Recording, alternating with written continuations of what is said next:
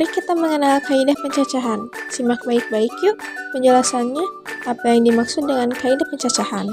Tahukah kalian bahwa matematika adalah bahasa universal yang digunakan di seluruh dunia? Tanpa matematika, kita tidak bisa menghitung uang, mengukur bahan masakan, atau bahkan memahami pola dalam kehidupan sehari-hari. Hari ini, kita akan belajar tentang materi kaidah pencacahan yang sangat berguna dalam kehidupan kita.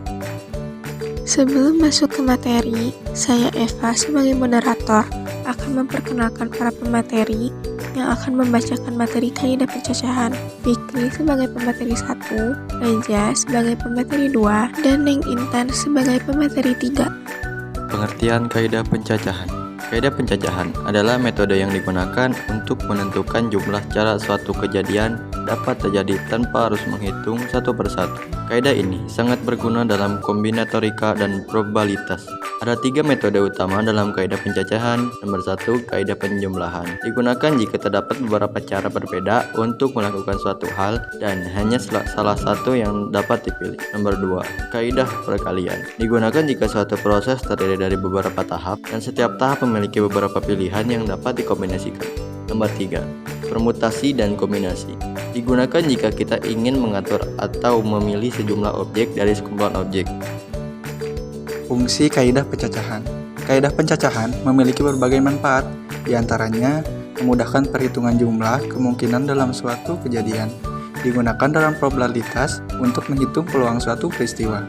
Diterapkan dalam kehidupan sehari-hari, seperti menghitung jumlah kombinasi password, kemungkinan susunan tempat duduk, atau variasi menu makanan. Contoh soal dan pembahasan. Contoh 1. Kaidah perkalian. Seorang siswa ingin memilih pakaian dengan 3 pilihan baju dan 2 pilihan celana.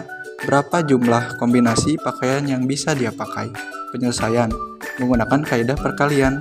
Jumlah kombinasi yaitu 3 dikali 2 sama dengan 6 kombinasi pakaian. Contoh 2, permutasi. Ada 4 orang yang ingin duduk di 3 kursi yang berjajar. Berapa cara mereka dapat duduk secara berurutan? Penyelesaian menggunakan rumus permutasi. P dalam kurung N, R sama dengan N faktorial dibagi N dikurangi R faktorial. P dalam kurung 4,3 sama dengan 4 faktorial dibagi 4 dikurangi 3 faktorial sama dengan 4 dikali 3 dikali 2 dikali 1 dibagi 1 sama dengan 24.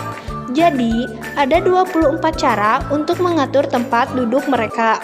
Contoh 3, kombinasi.